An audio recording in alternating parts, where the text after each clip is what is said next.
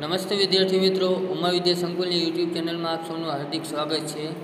આપણે છેલ્લે ધોરણ 10ની અંદર વિજ્ઞાન વિષયમાં પ્રકરણ નંબર 9 આનુવંશિકતા અને ઉદ્વિકાસનો અભ્યાસ કરી રહ્યા હતા, જેની અંદર આપણે મુદ્દા નંબર 9.2 આનુવંશિકતા જોયા બાદ એની અંદર આપણે મેન્ડલના પ્રયોગ જોયા હતા। ત્યારબાદ એના જે પેટા પ્રકાર છે એ પેટા પ્રકારની અંદર આપણે છેલ્લે વાત કરી હતી કે આ લક્ષણો મુદ્દા નંબર 9.2.3 આ લક્ષણો પોતાની જાતે કેવી રીતે અભિવ્યક્ત થાય છે આ મુદ્દાની આપણે વાત કરી હતી। અને છેલ્લો મુદ્દો આપણે જોયો તો 9.2.4 લિંગ નિશ્ચય, એ આપણે છેલ્લા 2 વિડીયોમાં જોયું હતું।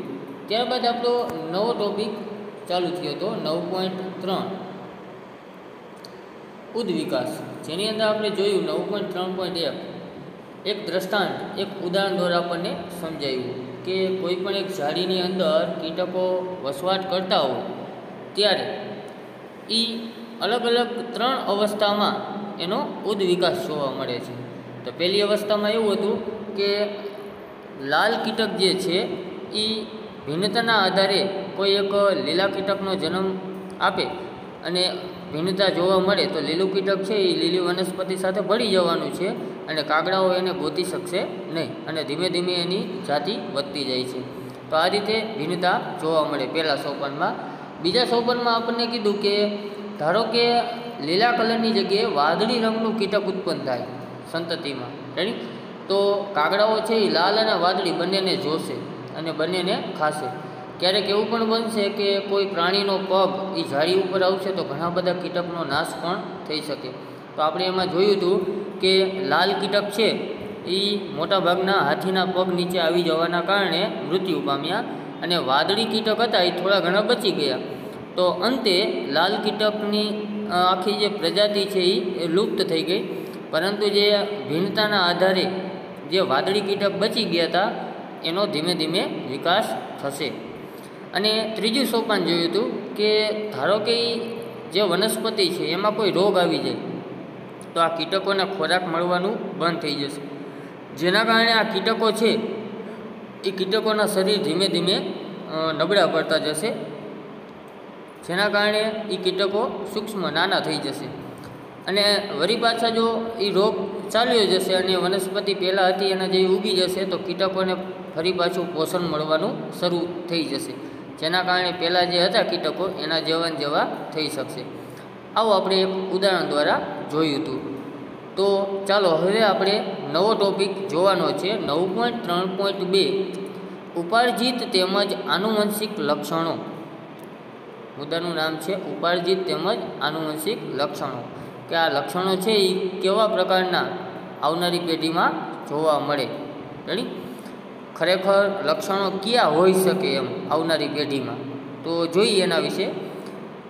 આપણે પહેલાં ચર્ચા કરી ચૂક્યા છીએ કે લિંગી પ્રજનન કરનારા સજીવોમાં જનન કોષો વિશિષ્ટ પ્રકારની જનન અધિચ્છદ પેશીઓમાં નિર્માણ પામે છે। લિંગી પ્રજનન જે કરનારા સજીવો છે એના જનીન છે એ સ્પેશિયલ એની અધિચ્છદ પેશીઓમાં નિર્માણ પામે છે, એ બાહ્ય કોઈ કોષમાં નિર્માણ પામતા નથી। જો ખોરાકના કે પોષણના કારણે ભમરાના શરીરના જેવ ભારમાં ઘટાડો આવે તો તેમના પ્રજનન કે જનન કોષના ડીએનએના સંગઠન કે સંયોજનમાં કોઈ પણ અસર પડતી નથી। આપણે ઉપર જોયું ઉદાહરણ કીટકનું, રેડી?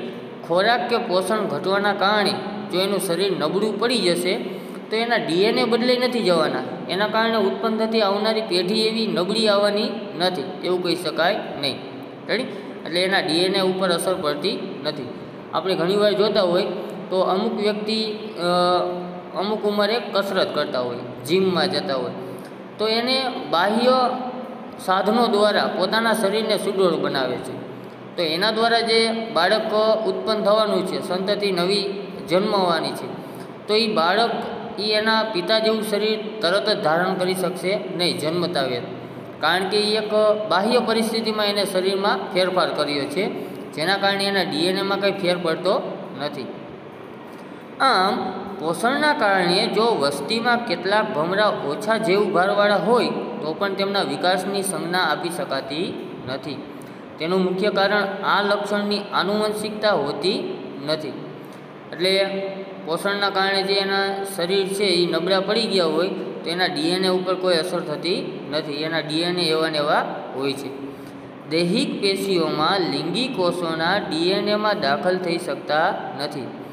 આપણે જે બાહ્ય કાર્ય કરીએ છીએ અને આપણા શરીરને સુડોળ કે જાડું કે પાતળું બનાવીએ છીએ એ દૈહિક પેશી કહેવાય. હવે એ લિંગી કોષોના ડીએનએમાં દાખલ થઈ શકતા નથી. બાહ્ય જે શરીરમાં ફેરફાર આપણે જન્મ લીધા પછી જે ફેરફાર આપણે કોઈ પણ ક્રિયા દ્વારા કરીએ છીએ એના કારણે ડીએનએમાં દાખલ થતા નથી. કોઈ વ્યક્તિના જીવનકાળમાં પ્રાપ્ત કરેલ અનુભવ જનીન કોષોના ડીએનએમાં કોઈ તફાવત લાવી શકતો નથી. કોઈ પણ વ્યક્તિ કે કોઈ પણ પ્રાણી છે એના જીવનકાળ દરમિયાન જે અનુભવના કારણે એના શરીર બનાવ્યું હોય એ એના જનીન કોષ ડીએનએમાં કોઈ તફાવત લાવી શકતા નથી. એટલા માટે જ આને પણ જૈવ ઉદ્વિકાસ કહી શકાય નહીં. જીવનકાળ દરમિયાન જે આપણે કોઈ પણ કાર્ય કરીએ છીએ એના કારણે આપણા શરીરમાં જે ફેરફાર થાય છે એ આવનારી પેઢીમાં એવો ફેરફાર તરત જોવા મળતો નથી. તો એના માટે આપણને એક ઉદાહરણ પણ અહીંયા નીચે આપેલું છે, તો જોઈએ શું ઉદાહરણ છે. આવો પ્રાપ્ત કરેલ અનુભવ લક્ષણ જૈવ ક્રિયા દ્વારા આગળની પેઢીમાં આનુવંશિક હોતા નથી. તે એક પ્રયોગ દ્વારા સમજીએ. જો આપણે પૂંછડીવાળા ઉંદરનું સંવર્ધન કરીએ તો તેની આગળની પેઢીની સંતતિને પણ પૂંછડી હશે એવું આપણે અનુમાન કરીએ છીએ. હવે જો ઉંદરની પૂંછડીને કેટલીક પેઢીઓ સુધી કાપતા રહીએ તો શું આ ઉંદરો દ્વારા પૂંછડી વગરની સંતતિ પ્રાપ્ત થઈ શકે? કોઈ ઉંદર છે એની પૂંછડી કાપી નાખો, પહેલાં આપણને શું કીધું કે પૂંછડીવાળો ઉંદર હશે તો એની આવનારી પેઢી પણ પૂંછડીવાળી જશે. આ આપણે અનુમાન કરી શકીએ. રેડી. હવે આપણને એવું કહીએ છીએ કે નવો ઉત્પન્ન થતો ઉંદર એની પૂંછડી કાપી નાખવાની, તો એના પછીની જે પેઢી હશે એ પેઢી પૂંછડી વગરની શું ઉંદર ઉત્પન્ન થશે? નહીં થાય. કારણ કે પૂંછડી આપણે એના જીવનકાળ દરમિયાન આપણે કાપેલી છે, તો એ પૂંછડી કપાઈ ગઈ તો એના ડીએનએમાં કાંઈ ફેર પડતો નથી. આવું આપણને સમજાવવા માગે છે. રેડી. કોઈ વ્યક્તિનો હાથ ક્યાંક અકસ્માતે કપાઈ ગયો હોય તો એની આવનારી પેઢીના બાળક જે છે એને હાથ કપાયેલો આવશે નહીં. રેડી. આ આપણે બધાય જાણીએ છીએ. તેનો જવાબ છે ના, જે સ્વાભાવિક પણ છે, કારણ કે પૂંછડી કાપવાથી જનન કોષના જનીન પર કોઈ પ્રભાવ પડતો નથી. જનીનમાં કોઈ પ્રભાવ પડતો નથી. કોઈ પણ તમે શરીરમાં ફેરફાર કરો રેડી તો એ આવનારી પેઢીમાં એવો ફેરફાર જોવા મળશે નહીં.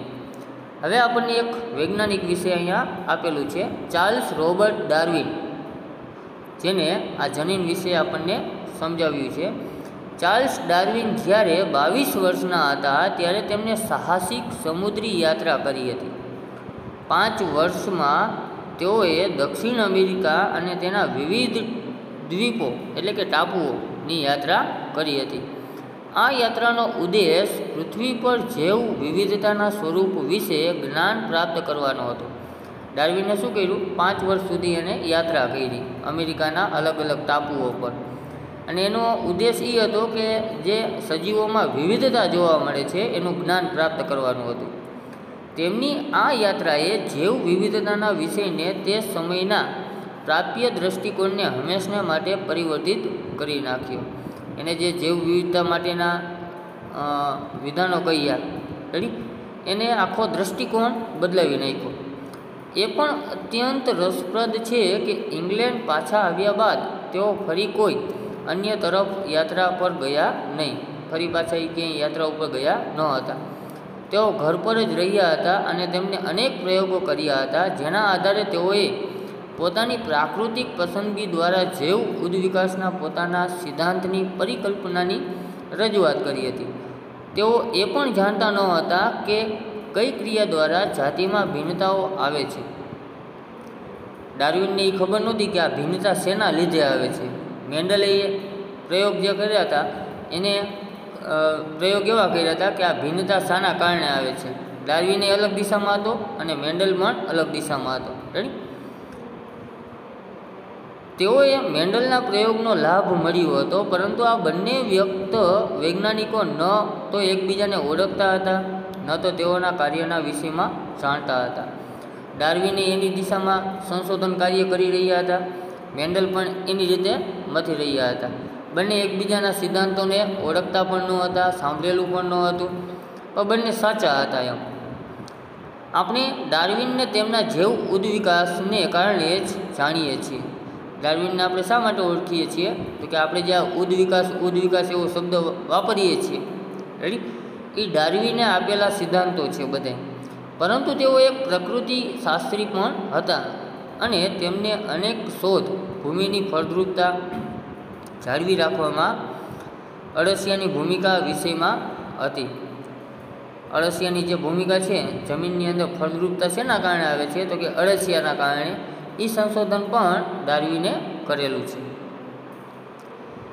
હવે આગળ જોઈએ, આનુવંશિકતા તેમજ વારસાનું ગમન એટલે કે જનીન વિદ્યા, જેની ચર્ચા આપણે અગાઉ કરી ગયા છીએ, જેનું જ્ઞાન જૈવ ઉદ્વિકાસને સમજવા માટે જરૂરી છે.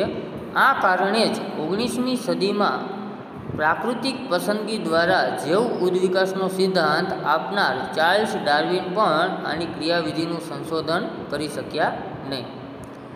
આ જે જનીન વિદ્યા છે એ ડાર્વિન સંપૂર્ણપણે કહી શક્યા નહીં કે ખરેખર શા કારણે ભિન્નતા જોવા મળે છે. તેઓ નિશ્ચિતપણે એવું કરી શકત જો તેઓ તેમના સમકાલીન ઓસ્ટ્રિયન ગ્રેગર મેન્ડલના પ્રયોગના મહત્ત્વને જાણતા હોય. જો એ સંપૂર્ણ રીતે એનું જ્ઞાન આપી શકે ભિન્નતા વિશે. ક્યારે? તો કે જે મેન્ડલ હતો એના જે પ્રયોગો હતા એનું મહત્ત્વ એને ખ્યાલ હોત તો. મેન્ડલ પણ ડાર્વિનના સિદ્ધાંતોથી અજાણ હતા. બંને વ્યક્તિ એકબીજાના પ્રયોગથી અજાણ હતા. બંને પોતપોતાની રીતે શોધો કરતા હતા. જો બંને મળી ગયા હોત તો સંશોધન કાર્ય બહુ સારું રહે. હવે આપણને પૃથ્વી પર જીવનની ઉત્પત્તિ શાના કારણે છે એવું આપણને અહીંયા જાણવા જેવું આપેલું છે. ડાર્વિનના સિદ્ધાંતે આપણને સમજાવ્યું કે પૃથ્વી પર સરળ સજીવોમાંથી જટિલ સ્વરૂપવાળા સજીવોનો વિકાસ કેવી રીતે થયો. ડાર્વિનના સિદ્ધાંતો એવા હતા કે સૌથી પહેલાં જે સજીવ ઉત્પન્ન થયો હતો એ સરળ સજીવ હતો અને એમાંથી જટિલ સ્વરૂપવાળો એટલે કે પહેલાં એક કોષીય સજીવ હતો, એમાંથી પછી બહુકોષીય સજીવવાળો સજીવ ઉત્પન્ન થયેલો હતો. મેન્ડલના પ્રયોગથી આપણે એક પેઢીમાંથી બીજી પેઢીના લક્ષણો કેવી રીતે ઉતરી આવે છે તેની કાર્યવિધિ વિશેની જાણકારી આપી. ડાર્વિને આવા સજીવોની જાણકારી આપી અને મેન્ડલે જે એના લક્ષણો છે કઈ રીતે ઉતરી આવે છે એની જાણકારી આપી. પરંતુ બંને જણા એ સમજવામાં અસમર્થ રહ્યા કે પૃથ્વી પર જીવનની ઉત્પત્તિ કેવી રીતે થઈ, એટલે કે સૌ પ્રથમ જીવનો પૃથ્વી પર અર્ભિભાવ એટલે કે ઉદ્ભવ કેવી રીતે થયો. આ બંને વૈજ્ઞાનિકમાંથી એક પણ વૈજ્ઞાનિક એવું સમજાવી ન શક્યા કે પૃથ્વી ઉપર સૌ પ્રથમ જીવનો ઉદ્ભવ કઈ રીતના થયેલો હતો. એક બ્રિટિશ વૈજ્ઞાનિક JBS હાલ્ડેને, જેઓ પછીથી ભારતના નાગરિક બની ગયા હતા, એને 1929માં એ દર્શાવ્યું કે સજીવોની સર્વપ્રથમ ઉત્પત્તિ તે સરળ કક્ષાના અકાર્બનિક અણુમાંથી થઈ હતી, જે પૃથ્વીની ઉત્પત્તિના સમયમાં થઈ હતી. જે હાલ્ડેને છે, બ્રિટિશ વૈજ્ઞાનિક JBS હાલ્ડેને, એને શું કહ્યું કે સરળ કક્ષાના અકાર્બનિક અણુમાંથી સજીવની ઉત્પત્તિ થઈ. કારણ કે સૌથી પહેલાં કાર્બનનું જ અસ્તિત્વ હતું પૃથ્વી ઉપર, તો એમાંથી જ ઉત્પત્તિ થયેલી હોવી જોઈએ. તેમણે કલ્પના કરી હતી કે પૃથ્વી પરનું તે સમયનું વાતાવરણ પૃથ્વીના વર્તમાન વાતાવરણ કરતાં બધી જ રીતે ભિન્ન હતું. અત્યારે જે વાતાવરણ છે એના કરતાં સાવ અલગ જ વાતાવરણ પૃથ્વીનું એ જ સમય હતું જ્યારે સજીવ સૃષ્ટિનું નિર્માણ ન થયું હતું. ત્યારે પ્રાથમિક વાતાવરણમાં સંભવિત રીતે કેટલાક જટિલ કાર્બનિક અણુઓનું સંશ્લેષણ થયું, જે જીવ કે સજીવ માટે જરૂરી હતું. કોઈ પણ જીવ કે સજીવ છે એ કાર્બનનો બનેલો છે, એ આપણે જાણીએ છીએ. તો સૌથી પહેલાં જે વૈજ્ઞાનિકે વાત કરી એને આ કાર્બનને ધ્યાનમાં રાખ્યું, કારણ કે બીજા રાસાયણિક સંશ્લેષણ દ્વારા ઉત્પન્ન થયા હશે કાર્બન દ્વારા. રેડી. આ કાર્બનિક અણુઓ કેવી રીતે ઉત્પન્ન થયા હશે? આવો પ્રશ્ન થાય. તેના જવાબની પરિકલ્પના સ્ટેનલી એલ મિલર અને હેરાલ્ડ સી ઉરે અથવા તો યુરી એના દ્વારા 1953માં કરેલા પ્રયોગના આધારે કરી શકાય છે. તેઓએ કૃત્રિમ રીતે એવું વાતાવરણનું નિર્માણ કર્યું કે જે સંભવતઃ પ્રાથમિક કે પ્રાચીન પૃથ્વીના વાતાવરણને સમાન હતું. આ બંને વૈજ્ઞાનિકે શું કર્યું? પહેલાંના સમયમાં જે વાતાવરણ હતું, જ્યારે સજીવનું ઉત્પત્તિ થતી હતી ત્યારે જે વાતાવરણ હતું એવું એને પ્રયોગશાળાની અંદર એવું વાતાવરણ ક્રિએટ કર્યું. તેઓએ કૃત્રિમ રીતે એવું વાતાવરણનું નિર્માણ કર્યું કે જે સંભવત પ્રાથમિક કે પ્રાચીન પૃથ્વીના વાતાવરણને સમાન હતું. તેની અંદર પ્રયોગમાં એમોનિયા, મિથેન, હાઇડ્રોજન સલ્ફાઇડના અણુઓ હતા, પરંતુ ઓક્સિજનનો અભાવ હતો. પાત્રમાં પાણી પણ હતું, પાણી પણ એની અંદર રાખેલું હતું. તેને આ મિશ્રણને 100 અંશ સેલ્સિયસથી થોડા ઓછા તાપમાને રાખવામાં આવ્યું હતું. વાયુઓના મિશ્રણમાં વિદ્યુત તણખાઓ ઉત્પન્ન કરવામાં આવ્યા હતા, જેમ કે આકાશમાં વીજળી થાય છે તે રીતે દર્શાવેલ. 1 અઠવાડિયા પછી 15% કાર્બન મિથેનથી સરળ કાર્બનિક સંયોજનમાં પરિવર્તન પામ્યા. આ કાર્બન છે એનું સંશ્લેષણ થયું, મિથેનથી સરળ કાર્બનિક સંયોજનમાં પરિવર્તન થયું, જેમાં એમિનો એસિડનો પણ સમાવેશ થાય છે, જે પ્રોટીનના અણુઓનું નિર્માણ કરે છે. એમિનો એસિડ, કાર્બન આ બધાના સંશ્લેષણના કારણે પ્રોટીનનું ઉત્પન્ન થાય છે. એમિનો એસિડ પ્રોટીનના અણુઓનું બંધારણીય એકમ છે. આપણું જે પ્રોટીન છે, આપણા પેશીની અંદર જે પ્રોટીન આવેલું છે એ ખરેખર શેનું બનેલું હોય? એમિનો એસિડનું. તો શું પૃથ્વી પર આજે પણ જીવનની ઉત્પત્તિ થઈ શકે? એવો આપણને પ્રશ્ન અહીંયા પૂછેલો છે. તો તમારો જવાબ તમે આપી શકો છો. હવે જુઓ, નીચે અહીંયા થોડાક પ્રશ્નો આપેલા છે જે તમે જોઈ શકો છો. આગળ જે આપણે શીખી ગયા છીએ એને લગતા પ્રશ્ન આપેલા છે.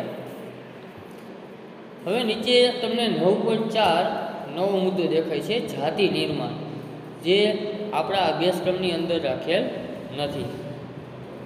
તો હવે આપણે આગળ વાત કરીએ, નવા મુદ્દા તરફ જઈએ. મુદ્દા નંબર 9.5 ઉદ્વિકાસ અને વર્ગીકરણ, એની આપણે વાત કરીએ.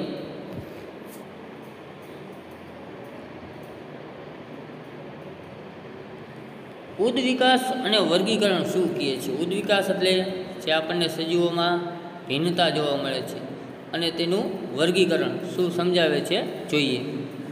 આ સિદ્ધાંતોને આધારે આપણે આપણી ચારે તરફ મળી આવનારી વિભિન્ન જાતિઓની વચ્ચે વિકાસીય સંબંધ સ્થાપિત કરી શકીએ છીએ. આ ઉદ્વિકાસ અને વર્ગીકરણનો જે સિદ્ધાંત છે એના આધારે આપણી ચારે તરફ જે ભિન્નતા જોવા મળે છે જાતિઓની, એની વચ્ચે વિકાસ જે થાય છે એના વચ્ચેનો સંબંધ આપણે સ્થાપિત કરી શકીએ છીએ. આ એક પ્રકારની સમય ઘડિયાળથી પાછળ જવાનું છે. અત્યારે આપણે સમજવાનું છે એ એક પ્રકારે એવું કહી શકાય કે અત્યારે જે સમય ચાલે છે એનાથી આપણે પાછળ જવાની વાત છે, કે ખરેખર અગાઉ શું હતું ને અત્યારે શું જોવા મળે છે ત્યારે આપણે કહી શકીએ. આપણે એવી વિવિધ જાતિઓના લક્ષણના ઉદ્વિકાસના ક્રમનું નિર્ધારણ કરી શકીએ. આ ક્રિયાને સમજવા માટે આપણે ધોરણ 9માં અભ્યાસ કરેલા સજીવોના વર્ગીકરણને યાદ કરીએ. ધોરણ 9માં પણ સજીવોના વર્ગીકરણ આપણે જોઈ ગયા છીએ. વિવિધ સજીવોની વચ્ચે રહેલી સમાનતાઓ આપણને તે સજીવોને એક સમૂહમાં મૂકવામાં આવે છે અને પછી તેમના અભ્યાસનો અવસર આપે છે.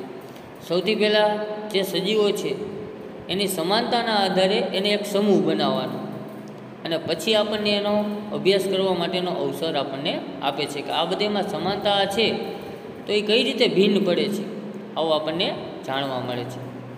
તેના માટે કયા લક્ષણો સજીવોની વચ્ચે આધારભૂત વિભિન્નતાનો નિર્ણય કરે છે અને તેના માટે કયા લક્ષણો વચ્ચે મહત્ત્વપૂર્ણ ઓછા ભેદનો નિર્ણય લેશે, આવો આપણને પ્રશ્ન કહીએ છીએ. લક્ષણો વિશે આપણો અભિપ્રાય શું છે? આ જે સજીવોમાં લક્ષણો જોવા મળે છે એના વિશે આપણે શું કહી શકીએ? તો કે કયા કયા લક્ષણો છે સજીવોમાં? ઉડી શકે છે, ચાલી શકે છે, હાથ છે, પગ છે, આવા આપણા લક્ષણો હોઈ શકે. બાહ્ય કદ અથવા વ્યવહાર વિવરણાત્મક લક્ષણ કહેવાય. એ સજીવનું જે બાહ્ય કદ છે એનો વ્યવહાર છે. બાહ્ય કદ એટલે એનો રંગ, રૂપ, ચામડી, ત્વચા, આ એનું બાહ્ય કદ કહેવાય. રેડી? અથવા વ્યવહાર, પર્યાવરણ સાથે સજીવનો વ્યવહાર કેવો છે. વનસ્પતિ છે તો એ પર્યાવરણ સાથે કેવો સંબંધ ધરાવે, તો કે હવામાંથી ઓક્સિજનનું શોષણ કરે, પછી સૂર્યના પ્રકાશ સંશ્લેષણની ક્રિયા કરે, ખોરાક બનાવે, આ એનો વ્યવહાર થયો. બીજા શબ્દોમાં કહીએ તો વિશેષ રીતે અથવા વિશેષ કાર્યનું લક્ષણ કહેવાય. આ એનું શું કહેવાય? કાર્ય. રેડી? જે આ વ્યવહાર છે એ એનું કાર્ય ગણી શકાય. આપણને 4 પગ હોય છે, આ એક લક્ષણ છે. વનસ્પતિઓમાં પ્રકાશ સંશ્લેષણ થાય છે, આ પણ એક લક્ષણ જ છે. આ એનો વ્યવહાર કહેવાય. રેડી? આગળ જોઈએ. કેટલીક આધારભૂત લાક્ષણિકતા મોટાભાગના સજીવોમાં સમાન હોય છે.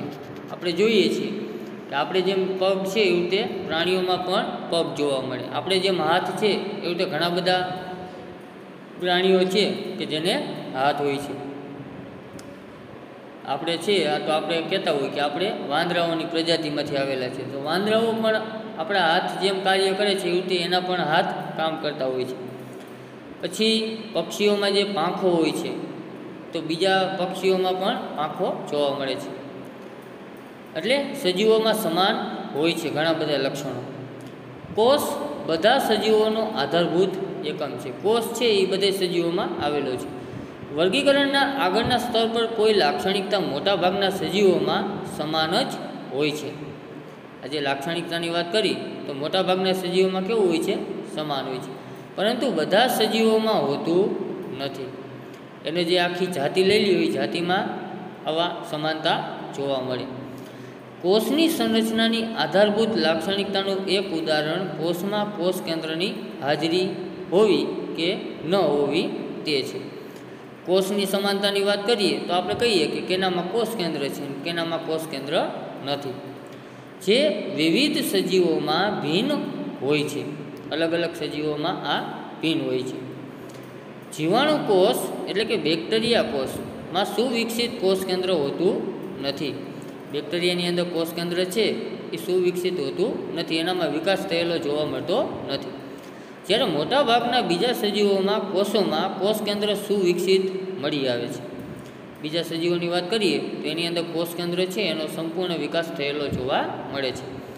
કોષ કેન્દ્રયુક્ત કોષવાળા સજીવોને એકકોષીય અથવા બહુકોષીય સજીવોના લક્ષણો શારીરિક સંરચનામાં એક આધારભૂત ભિન્નતા દર્શાવાય છે. કોષ કેન્દ્રયુક્ત જે સજીવો હોય, એકકોષીય હોય કે બહુકોષીય હોય, એના લક્ષણો શારીરિક સંરચનામાં એક આધારભૂત ભિન્નતા આપણને દર્શાવે છે.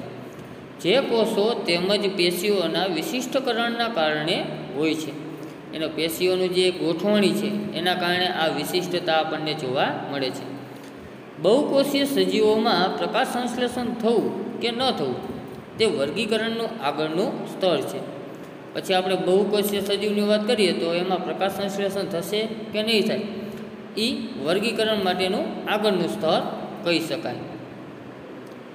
આ બહુકોષીય સજીવો જેમાં પ્રકાશ સંશ્લેષણ થતું નથી તેમાં કેટલાક સજીવો એવા છે કે તેમાં અંતઃકંકાલ હોય છે. જેનામાં પ્રકાશ સંશ્લેષણ જોવા નથી મળતું એની અંદર અંતઃકંકાલ આવેલું હોય છે. એટલે કે વનસ્પતિ પ્રકાશ સંશ્લેષણ કરે છે તો એનામાં અંતઃકંકાલ હોતું નથી. બાકીના પ્રાણીઓ પ્રકાશ સંશ્લેષણની ક્રિયા નથી દર્શાવતા તો એના શરીરમાં આપણે અંતઃકંકાલ જોવા મળે છે. અને કેટલાક બાહ્ય કંકાલનું લક્ષણ એક અન્ય પ્રકારની આધારભૂત રચનાનો ભેદ હોય છે. એનામાં બાહ્ય કંકાલ પણ જોવા મળે છે. આ થોડાક જ પ્રશ્નો જે આપણે અહીંયા પૂછેલા છે જેના દ્વારા આપણે જોઈ પણ શકીએ છીએ કે ઉદ વિકાસનો ક્રમ વિકાસ થઈ રહ્યો છે, જેના આધારે વર્ગીકરણ માટે સમૂહ બનાવી શકે છે. બે જાતિઓ જેટલી વધારે લક્ષણોમાં સમાનતા ધરાવે તેમના સંબંધ પણ એટલો જ નજીકનો હોય છે. કોઈ પણ બે જાતિની વાત કરી તો એનામાં જે સમાનતા જોવા મળે છે, ઉદાહરણ તરીકે કોઈ પ્રાણી છે, ધારો કે ગરોળી છે, ગરોળીના જે પગ છે એના હાડકાં, પછી આપણા હાથના હાડકાં, પછી પક્ષીઓની પાંખના હાડકાં, બધાયમાં હાડકાઓની જે રચના છે એ સમાન જોવા મળે છે. વાંદરાઓના હાથના હાડકાં રેડી.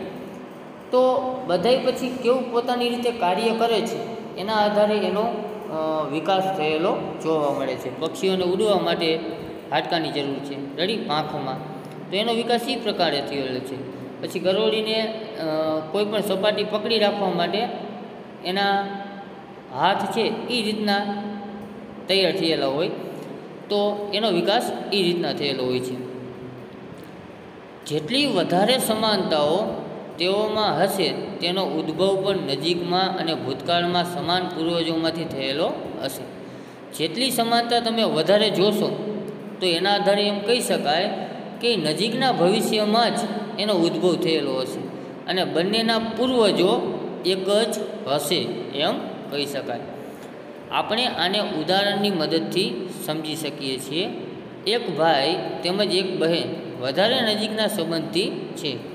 તેનાથી પહેલી પેઢીમાં તેમના પૂર્વજ સમાન હતા, એટલે કે તેઓ એક જ માતા પિતાના સંતાન છે. છોકરીના કાકાના કે મામાના ભાઈ બહેન પણ તેનાથી સંબંધિત હોય છે, પરંતુ તેના પોતાના ભાઈથી ઓછો નજીકનો સંબંધ છે. તેનું મુખ્ય કારણ એ છે કે તેઓ પૂર્વજ સમાન છે. એટલે કે દાદા અને દાદી જે તેમની બે પેઢી પહેલાંના છે નહીં અને એક પેઢી પહેલાંના છે. એટલે કે આપણે વાત કરીએ આપણા ભાઈ બહેનની, તો ભાઈ બહેનમાં એ ભિન્નતા કેવી હશે? તો કે ભિન્નતા ઓછી જોવા મળશે, કારણ કે સમાનતા વધારે હશે, કારણ કે એના માતા પિતા એક જ છે. હવે એના કાકા કાકી કે મામા મામીની વાત કરીએ તો એ થોડીક દૂરની પેઢી થઈ, તો એનામાં સમાનતા આપણાથી થોડીક જુદી જોવા મળશે, થોડીક જ, વધારે નહીં. હવે જેટલું તમે ભાઈઓમાં વધારે વિચારો કે કાકાના છોકરાના બાપાના લાંબુ વિચારો, તો એનામાં આપણાથી વધારે ભિન્નતા જોવા મળશે. બધાય છે એક જ પેઢીના રેડી. જેટલી પેઢી નજીક એટલા તમને એમાં સમાનતા વધારે જોવા મળે, અને જેમ જેમ પેઢી દૂર થતી જાય એમ સમાનતા ઘટતી જશે અને ભિન્નતા થોડીક વધારે જોવા મળશે. હવે તમે આ વાતને સારી રીતે સમજી શકો છો કે જાતિઓ કે સજીવોનું વર્ગીકરણ તેના વિકાસના સંબંધનું પ્રતિબિંબ છે, એવું આપણે કહી શકીએ. આમ આપણે જાતિઓના એવા સમૂહનું નિર્માણ કરી શકીએ છીએ કે જેના પૂર્વજ નજીકના ભૂતકાળમાં સમાન હતા. જાતિનું નિર્માણ છે એ આપણા પૂર્વજ દ્વારા નક્કી થાય છે કે જે સમાન હતા, એના દ્વારા આપણામાં સમાનતા જોવા મળે છે. તેના પછી આ સમૂહનો એક મોટો સમૂહ બનાવે છે જેના પૂર્વજ અપેક્ષિત રીતે વધારે દૂરના, એટલે કે સમયને અનુસાર હતા. સૈદ્ધાંતિક રીતથી આ પ્રકારની ભૂતકાળની કડીઓનું નિર્માણ કરતાં આપણને વિકાસની પ્રારંભિક સ્થિતિ સુધી પહોંચી શકીએ છીએ, જ્યાં એકમાત્ર જાતિ હતી. જો આ સત્ય હોય તો જીવનની ઉત્પત્તિ ચોક્કસ અજૈવિક પદાર્થોમાંથી થઈ હશે એમ કહી શકાય. આ કેવી રીતે સંભવિત થયું હશે એના વિશે એક સિદ્ધાંત છે. તે રસપ્રદ બાબત હશે જો આપણે આપણા સિદ્ધાંતનું નિર્માણ કરી શકીએ. હવે અહીંયા જુઓ, બાજુની આકૃતિમાં દેડકાનો જે પગ છે, ગરોળીનો જે હાથ છે, પક્ષીનો જે પાંખનું હાડકું છે, માનવનું જે હાથનું હાડકું છે, બધામાં તમને કંઈક સમાનતા જોવા મળશે. બધાના જે ભાગો જોડાયેલા છે અલગ અલગ, એ બધામાં થોડીક ભિન્નતા છે. તો બધાય સજીવ મુખ્યત્વે એક જ પેઢીમાંથી આવેલા હશે, કારણ કે પૃથ્વી ઉપર સૌથી પહેલાં એક જ સજીવનો ઉદ્ભવ થયેલો હશે. પછી આ જે ભિન્નતા છે એ ટૂંકા ગાળાની હોતી નથી, લાખો કરોડો વર્ષની ભિન્નતા હોય છે. ત્યારે આવી ભિન્નતા આપણને જોવા મળે છે. લાખો કરોડો વર્ષ પહેલાં જે સજીવ ઉત્પન્ન થયો હશે, પછી સમયાંતરે એના રહેઠાણ પ્રમાણે એ સજીવના વાતાવરણમાં રક્ષણ મેળવવા માટે, એના કોઈ પણ કાર્ય કરવા માટે જે ભિન્નતા આવેલી છે એના શરીરમાં લાખો કે કરોડો વર્ષમાં, તો એ ભિન્નતાના કારણે આપણે બધાય એકબીજાથી અલગ પડીએ છીએ, બાકી બધાય સમાન જ છે. હવે જે 9.5.1 નવો મુદ્દો છે, ઉદ્વિકાસીય સંબંધોને શોધવા. આ જે સંબંધો છે એને ઓળખીએ કેવી રીતે. જ્યારે આપણે ઉદ્વિકાસીય સંબંધોને જાણવાનો પ્રયત્ન કરીએ છીએ ત્યારે આપણે સમાન લાક્ષણિકતા કે લક્ષણોની ઓળખ કેવી રીતે કરીએ છીએ? આવો આપણને પ્રશ્ન થાય કે જ્યારે પણ આપણે સમાનતા ગોતવાનો પ્રયત્ન કરીએ ત્યારે આપણે કેવી રીતે એ લક્ષણો ઓળખીએ છીએ? તો કે અત્યારે આપણે જે બાજુની આકૃતિમાં જોયું એ રીતના વિવિધ સજીવોમાં આ લક્ષણ સમાન હશે, કારણ કે તે સમાન પિતૃથી આનુવંશિકતા પામેલા છે. બધાય સજીવોમાં કંઈક ને કંઈક સમાનતા તમને જોવા મળશે, કારણ કે બધાય સજીવ છે એના પિતૃ તો એક જ છે, કારણ કે તે સમાન પિતૃથી આનુવંશિકતા પામેલા છે. ઉદાહરણ તરીકે આ વાસ્તવિકતાને જ લઈએ કે પક્ષીઓની પાંખ લઈએ, સરીસૃપ ગરોળીનો હાથ લઈએ, રેડી. તેમજ ઉભયજીવીઓની વાત કરીએ તો ડેટકો લઈએ, જેમ જ સસ્તન પ્રાણીઓ પણ 4 ઉપાંગો ધરાવે છે. એમાં માનવ લઈ લઈએ તો આ બધાની આકૃતિ બાજુમાં આપેલી છે. ડેટકો, ગરોળી, પક્ષી, માનવ બધાના અગ્ર ઉપાંગ આપેલા છે. અને શું કહેવાય? અગ્ર ઉપાંગ, આગળના ભાગ. હવે આકૃતિ 9.8માં તમે જોઈ શકો છો, બધામાં ઉપાંગોની આધારભૂત સંરચના એક સમાન હોય છે. જો કે વિવિધ પૃષ્ઠવંશીઓમાં કાર્ય કરવા માટે તેઓનું રૂપાંતર થાય છે, છતાં પણ ઉપાંગની આધારભૂત સંરચના એક સમાન છે. અલગ અલગ કાર્ય કરવા માટે અલગ અલગ એનું રૂપાંતર થયેલું હોય. એના જે કોષો છે, એના જે શરીરની રચના છે, એમાં રૂપાંતર અલગ અલગ થયેલું હોય છે, છતાં પણ આ ઉપાંગોની રચના કેવી છે? સમાન છે. આવા સમમૂલક લક્ષણોની મદદથી વિભિન્ન જાતિઓ વચ્ચે ઉદ્વિકાસીય સંબંધોને ઓળખી શકાય છે. આપણને જે સમાન સંરચના જોવા મળે છે આને કહેવાય સમમૂલક લક્ષણો. યાદ રાખજો, આને શું કહેશું આપણે? સમમૂલક. રેડી. પરંતુ કોઈ અંગના આકારમાં સમાનતાઓ હોવી તેનું એકમાત્ર કારણ સમાન પૂર્વજ નથી. સમાન આકારનું જે આપણને રચના જોવા મળે છે આ એક જ કારણ નથી કે એનો સમાન પૂર્વજ છે. એમ ચામાચીડિયું તેમજ પક્ષીની પાંખ આકૃતિ 9.9માં તમે અહીંયા નીચે જોઈ શકો છો. ચામાચીડિયાની પાંખ અને પક્ષીની પાંખ બંનેમાં તમને આગળનો ભાગ સમાન દેખાય, પાછળ થોડુંક ફેલાયેલું દેખાય છે. એના વિશે તમે શું વિચારો છો?